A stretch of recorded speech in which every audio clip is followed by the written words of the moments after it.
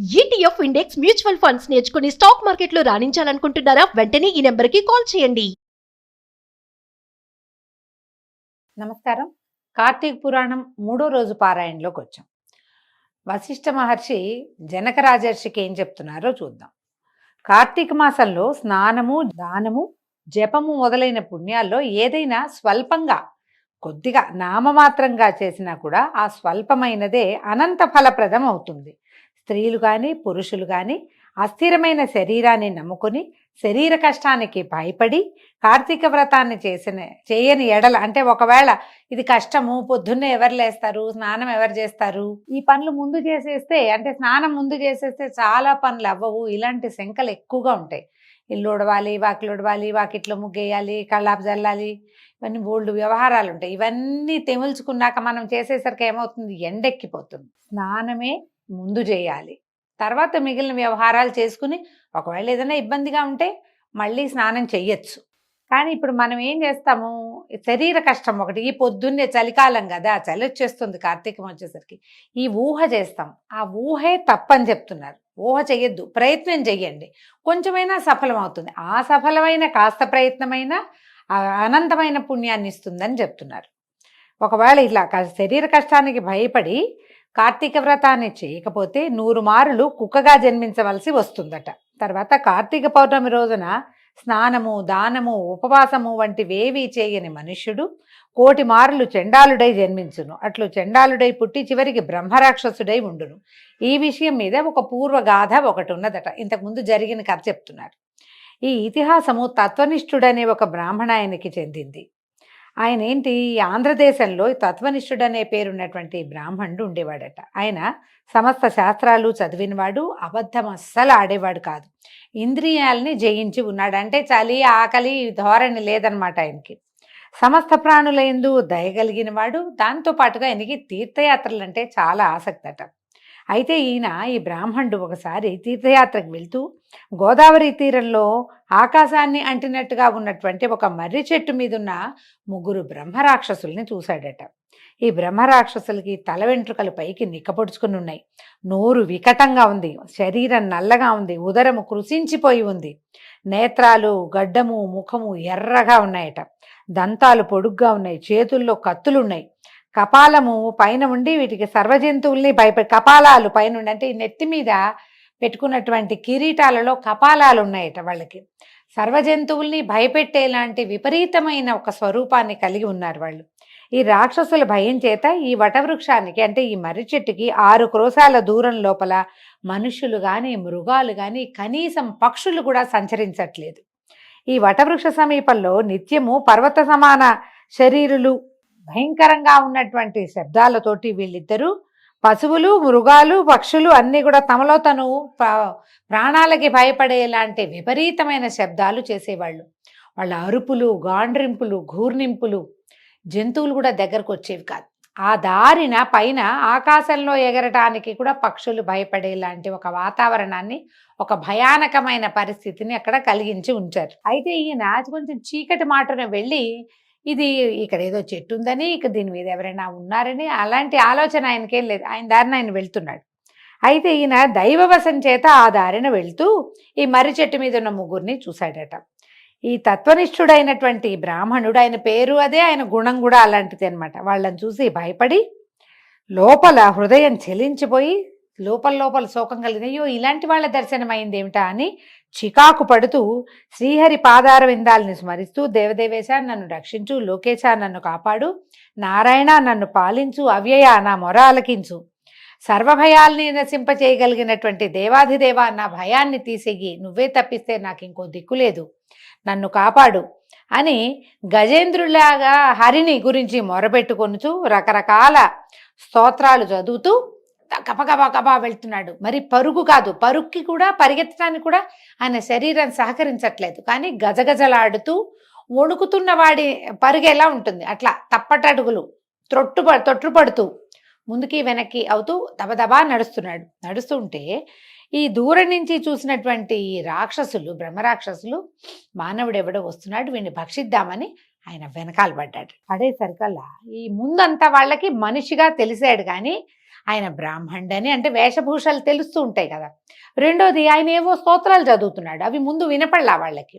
బాగా 10 అడుగులు ముందుకు వెళ్ళేసరికల్లా ఈ బ్రాహ్మణుడి సమీపానికి వెళ్ళేసరికి అతని దర్శనము, అతను చేస్తున్నటువంటి హరికథాగానము తాలూకు శ్రవణము రెండూ కలిగి ముగ్గురికి జాతి స్మృతి కలిగిందట. తాము ఏ జాతికి చెందిన వాళ్ళము, అంతకు ముందు ఎలా ఉండేవాళ్ళం, ఏ పరిస్థితుల వల్ల తాము ఈ రకమైన విపరీత స్వరూపాల్లోకి మారేమో అది వెంటనే వాళ్ళకు ఒక సినిమా రీల్ లాగా తెలిసిపోయింది. తెలియంగానే ఏం చేశారట, వెనక నుంచి పరిగెత్తుకొస్తున్న వాళ్ళు, వెనక నుంచి అంటే ఆయన ముందు నుంచి వస్తున్నారు కదా, వెళ్ళి ఏం చేశారంటే ఆయన కాళ్ళ మీద పడిపోయారు. ఆయనకి ఎటు వెళ్ళాలో తెలియటం లేదు, చెట్టు మీదుగానే ఆయన వస్తున్నాడు, వాళ్ళు ఎదురొచ్చారు. కాళ్ళ మీద పడి అనేక విధాలుగా దండాలు పెట్టి అంజలి దోశలు ఇట్లా ఒగిలి నమస్కారం చేసుకుంటూ ఇలా అడిగారట, బ్రాహ్మణోత్తమ, నీ దర్శనం వల్ల మేము పాపరహితులమయ్యాం. నువ్వు వచ్చుట చేత మాకు ఉపకారమే జరిగింది. మహాత్ములు జీవించుట జంతువులు ఉపకారం కోసమే కదా నాయన. నువ్వు యాత్ర చేయటం, నీలాంటి మహానుభావుడు లోకయాత్రకి వెళ్ళటం మమ్మల్ని ఉద్ధరించటానికే అని చెప్పి పరిపరి విధాలుగా నమస్కారాలు చేసి ఏమిటేమిటో పొగుడుతూ దండాలు పెట్టారు.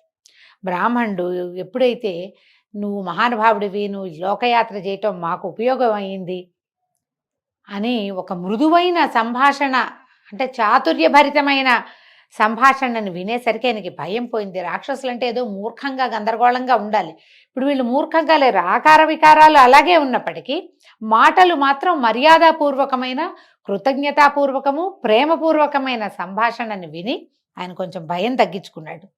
కొద్దిగా శాంతచిత్తుడై ఇలా అడిగాడు, బాబు మీరెవరినైనా, ఏ కర్మ చేత ఇలాంటి వికృత దర్శనాలని పొందారు? మీరు లోకనిందితమైన ఏ కర్మని మీరు పూర్వంలో చేశారు? మీకు భయం పోయే కాలం వచ్చింది కనుక భయాన్ని వదిలిపెట్టి సర్వము మీ విషయాలన్నీ నాకు తెలియజేయండి అని అడిగాడు. అప్పుడు రాక్షసులు తాము చేసినటువంటి నింద్య కర్మలను వేరువేరుగా తలుచుకుని పరిపరి విధాలుగా దుఃఖిస్తూ బ్రాహ్మణుడితోటి ఇట్లా చెప్పారు. మొట్టమొదట ఒకటి చెప్తున్నాడట, అయ్యా విను, పూర్వజన్మల్లో ద్రావిడ దేశంలో మందరం అనే ఒక గ్రామానికి చెందిన గ్రామాధికారిని నేను. బ్రాహ్మణులలో పరమనీచుణ్ణి, కఠినంగా మాట్లాడేవాడిని. ఇతరులను వంచే మాటలు మాట్లాడడంలో నా అంత ప్రావీణ్యం నా కాలంలో ఎవ్వరికీ లేదు. మా కుటుంబ లాభం కోసం సాటి బ్రాహ్మణుల ధనాన్ని నేను ఎంతో అపహరించాను. బంధువులకి కానీ బ్రాహ్మణులకి కానీ ఏనాడు ఒక్కనాడు కూడా భోజనం పెట్టి ఎరగను. స్నేహం చేత కూడా, అంటే మంచి మాటలు చెప్పి కూడా మోసం చేసి బ్రాహ్మణుల సొమ్ము అపహరించడం వల్ల నా కుటుంబంలో నాశనం వచ్చేసి మా సంసారం నాశనం అయిపోయింది. అంటే ఇప్పుడు చూడండి, దొంగతనంగా బ్రాహ్మణుల ధనం అపహరిస్తే సూర్యచంద్ర నక్షత్రాలు ఉండే పర్యంతం వరకు వాళ్ళ కుటుంబాలు నశించిపోతాయి. బ్రాహ్మణ ద్రవ్యం చాలా తప్పు. ఇప్పుడు ఈ కాలాన్ని గురించి మాట్లాడాలండి. ఇలాంటప్పుడు పూర్వకాలంలో బ్రాహ్మణులు ఇతర జాతుల చేత పోషింపతగిన వారుగా ఉండేవారు. అలా ఎందుకు జరిగేది? ఈ బ్రాహ్మణులు తమ నిత్య నైమిత్తిక కర్మలు లోకహితం కోరి చేసేవాళ్ళు. వాళ్ళు చేసే పూజ కానీ, యజ్ఞం కానీ, హోమం కానీ అవన్నీ కూడా లోకోపకారం కోసమే, కేవలము లోకానికి ఉపకారం. అందుకని రాజులు ప్రత్యేకంగా బ్రాహ్మణుల్ని పోషించేవారు.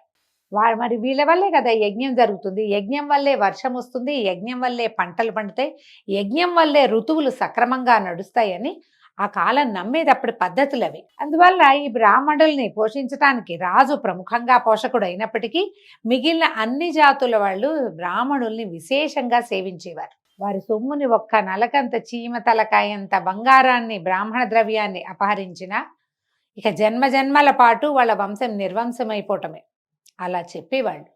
వీడు ఈ మునసబుగా ఉన్న ఆయన తను స్వతహాగా బ్రాహ్మణుడైనప్పటికీ సాటివారి ద్రవ్యాన్ని నయాన భయాన వంచి మోసపుచ్చి అపహరించడం వల్లే వాళ్ళ వంశం సంసారం నాశనమైపోయింది. అయితే ఆయన దాని తర్వాత మృతి చెంది అనేక యమబాధలు పొంది ఆ దోషం చేత భూమి యందు బ్రహ్మరాక్షసుడిగా జన్మించాను అని చెప్పి, నాయన ఓ బ్రాహ్మణోత్తమ, ఈ దోషం నశించే ఉపాయాన్ని విచారించి ఆలోచించి ఏదైనా చెప్పమని ప్రార్థించాడు. రెండో అతను ఏం చెప్తున్నాడు, అయ్యా నేను ఆంధ్రదేశంలో ఉండేవాడిని, నిత్యము అమ్మా నాన్నలతోటి పోట్లాడుతూ వాళ్ళని దూషించేవాళ్ళని. నాకు అది చేయలేదు, ఇది చేయలేదు, అంత పెంచలేని వాళ్ళు ఎందుకు అన్నారు, ఇలాంటి మాటలు మాట్లాడతాం. అవన్నీ పచ్చిపాపాలు, చేయకూడదు ఆ మాటలు. అలా మాట్లాడిన వాళ్ళకి ఏం దశ వస్తుందో చెప్తున్నారనమాట. అదే కాకుండా భార్య పిల్లలు మేమేమో షడ్రసోపరితమైన అన్నం తిని మా తల్లిదండ్రులకు మాత్రం చద్దన్నం పెట్టించేవాడిని. బంధువుల్లో కానీ బ్రాహ్మణులకు కానీ ఒక్కనాడైనా అన్నం పెట్టిన వాడిని కాదు. తర్వాత విస్తారంగా ధనార్జన చేశాం, బాగా సంపాదించాను. అయితే క్రమంగా ఏమైంది, ఎప్పటికప్పుడు మా ఇంట్లో ఏదైనా వండుకున్నా కూడా ఆ పూట పెట్టకుండా దాన్ని మర్నాడు పెట్టేవాడిని. అంటే నా బుద్ధి విస్తరించింది. ఏదో ఉన్న చద్దన్నం పెట్టడం కాదు, అన్నాన్ని సర్దిపరిచి అమ్మా నాన్నకి పెట్టాలనే దుర్బుద్ధి పెరిగిపోయింది నాకు. కాబట్టి ఆ తర్వాత నేను చనిపోయిన తర్వాత యమలోకంలో 8 యుగాల వరకు యమబాధల్ని పొంది చివరికి బ్రహ్మరాక్షసుండై భూమి యందు జన్మించాను. ఓ బ్రాహ్మణోత్తమ, ఈ పాపాన్ని తొలగించుకునే ఉపాయాన్ని చెప్పి నన్ను కడతీర్చు తండ్రి, ఈ బ్రహ్మరాక్షస జీవితం మా వల్ల కావటం లేదని దుఃఖపడుతూ ప్రార్థించాడట. తర్వాత అప్పుడు 3వ వాడు చెప్తున్నాడు. ఈయనేం చెప్తున్నాడు, నేను కూడా ఆంధ్రదేశ నివాసినే, బ్రాహ్మణుణ్ణి, విష్ణువాలయంలో స్వామికి అర్చకుడుగా ఉండి, కానీ అర్చకుడుగా ఉండి కూడా నేను స్నానం సంధ్యావందనాదుల్ని విడిచి స్వామి పూజని వదిలి విష్ణువాలయమందు స్వామికి అర్చకుడుగా ఉండి కూడా, అంటే ఏవో కొన్ని పూజలు చేసేవాడు, అన్నీ చేసేవాడు కాదు, కఠినుడుగా దయాశూన్యుడుగా మెలుగుతూ ఈ దేవాలయంలో భక్తులు వెలిగించే దీపాల్లోని నెయ్యిని నూనెని దొంగిలించి వేశ్యాగృహాల్లో దీపాలు పెట్టించి ఆ నేతినేమో నూనెతోటేమో వేశ్యాగృహంలో దీపాలు పెట్టించి నేతినేమో తను వెళ్ళినటువంటి జారాంగనకి ఆ అనుభవానికి మీరు తినడానికో ఒంటికి రాసుకోవడానికో ఇచ్చేసేవాడు అనమాట. తర్వాత దేవతా నివేదితాన్నాన్ని కూడా దొంగిలించి రేపు వండండి అయ్యగారు అని ఏదైనా ప్రసాదానికి వస్తువు తెస్తే అది పట్టుకుపోయేవాడట. ఇంటికి పట్టుకెళ్ళి వేశ్యలకి భుజింపజేసి వారితో కలిసి తిరుగుతూ ఉండేవాడిని. ఈ దోషం వలన నరకాలయందు అనేక యాతల్ని అనుభవించంటే నానావిధ నరకాలు, కొన్ని రౌరవము అది ఉన్నాయి కదా, ఇన్ని నరకాలయందును పడి అన్ని నరకాలని అనుభవించి తర్వాత భూమిలో పుట్టి అనేక నానాయోనుల యందు జన్మించి చివరికి బ్రహ్మరాక్షసుడిగా పుట్టి ఈ మర్రి చెట్టు మీద ఉన్నాను. కాబట్టి నువ్వు సమస్త భూతముల యందు అకారణంగానే నీకు దయా కరుణ ఉండే మనస్తత్వం కలిగిన వాడివి, నన్ను రక్షించు బ్రాహ్మణోత్తమ అని పాదాలు పట్టుకున్నాడు 3వ బ్రహ్మరాక్షసుడు. ఈ తత్వనిష్ఠుడు అనే బ్రాహ్మణుడు ఈయన నిదానంగా ఆలోచించి వీళ్ళ మాటలన్నీ విని ఏమన్నాడంటే కొంత ఆశ్చర్యాన్ని కూడా పొందాడు. మానవులు ఎంత పరిపూర్ణ జీవితాన్ని అనుభవించేందుకు అవకాశం ఉంది. సర్వోత్కృష్టమైన జన్మ మానవ జన్మ. అది లభించిన తర్వాత ఆ శరీరంతో మంచి పనులు చేయకుండా రకరకాల చెడ్డ పనులు చేసి చివరికి నానాయోనులు ఎందుకుండి ఎన్నో నరకంలో యాతనా శరీరంతో బాధలు అనుభవించి అయినా కూడా ఆ కర్మలు తీరక చివరికి ఇలాంటి దౌర్భాగ్య జీవితాన్ని పొంది బ్రహ్మరాక్షసులుగా ఉంటే వాడికి స్పృహ ఉంటుంది, కనపడ్డ వాళ్ళని విరుచుకుని తినేస్తాడు. ఆ పాపంతో ఎన్ని కోట్ల జన్మలు మళ్ళీ ఇలా దిక్కుమాల దౌర్భాగ్యపు జీవితాలు గడుపుతారు అని ఆశ్చర్యపోతూ, నాయనా మీకేం భయం లేదు, మీ దుఃఖాన్ని పోగొడతాను, నేను కార్తీక స్నానార్థం వెళ్తున్నాను, మీరు కూడా నాతో పాటు రండని వాళ్ళని వెంబడబెట్టుకుని ఈ గోదావరి నదీ తీరంలో వాళ్ళని వెనకాల తీసుకెళ్ళి బ్రహ్మరాక్షసుల నిమిత్తం సంకల్పం చెప్పి తను కూడా స్వయంగా ముందు స్నానం చేసి తర్వాత వాళ్ళతోటి కూడా స్నానం చేయించి వాళ్ళ బ్రహ్మరాక్షసత్వాన్ని పోగొట్టాడు. ఆ తర్వాత ఇంకా ఏం చేశాడట, ఈ సంకల్పం ఎట్లా చెప్పాడు, తను ఆ పూట చేసినటువంటి కార్తీక స్నానం అనేది కార్తీక మాసంలో అవటం వల్ల తన స్నాన ఫలితాన్ని సమంత్రకంగా ఈ 3 బ్రహ్మరాక్షసులకి ధారపోసాడు. వాళ్ళతో స్నానము చేయించి, స్నానం చేయకుండా దానం ఎట్లా తీసుకుంటారు, అందుకని ముందు మంత్రంతో వాళ్ళకి స్నానం చేయించి వాళ్ళ సొంత ఫలితం వాళ్ళకి ఎలాగూ ఉంటుంది. కార్తీకంలో స్నానం చేసిన ఫలితం బ్రహ్మరాక్షసులకి ఎలాగూ లభిస్తుంది. తన స్నాన ఫలితాన్ని వీళ్ళ 3కి ధారపోసాడు. దాంతో వీళ్ళ 3 దోష విముక్తులై దివ్య రూపాల్ని ధరించి వైకుంఠధామానికి వెడలిపోయారట. ఇప్పుడు చెప్తున్నారు మహర్షి, ఓ జనక మహారాజా విను, మోహము చేత గాని అజ్ఞానము చేత గాని కార్తీక మాసమందు సూర్యోదయ కాలమందు కావేరీ నది ఎందు కానీ గోదావరి నది ఎందు కానీ ఏ నది ఎందైనా సరే, ఎలాంటి నదైనా సరే స్నానం చేసిన పిమ్మట శ్రీ విష్ణు పూజను చేసిన వాడికి 10,000 యజ్ఞములు చేసిన ఫలితం కలుగుతుంది. ఇందులో సందేహం లేదు. ఏదో ఒక ఉపాయం చేత కార్తీకమందు నదీ స్నానము తప్పక చేయవలను. కార్తీక మాసమునందు దామోదర ప్రీతిగా సంకల్పం చెప్పుకుని ప్రాతస్నానము చేయని వాడు 10 జన్మల యందు నానా రకాలుగాను జన్మించి, అంటే నీచ జన్మలు పొంది తర్వాత ఊరపందిగా జన్మిస్తాడు. కావున స్త్రీలు కానీ పురుషులు కానీ కార్తీక మాసమందు ప్రాతస్నానము తప్పక చేయవలను. ఈ విషయమై ఏ మీమాంస లేదు. స్నానానికి అమెండ్మెంట్లు లేవు. స్నానం మాత్రం నియమంగా చేయవలసిందే. దీంతో ఈ రోజున 3వ రోజు పారాయణ పూర్తయిందండి. రేపు ఉదయం 4వ రోజు పారాయణతో మళ్ళీ కలుసుకుందాం. నమస్కారం.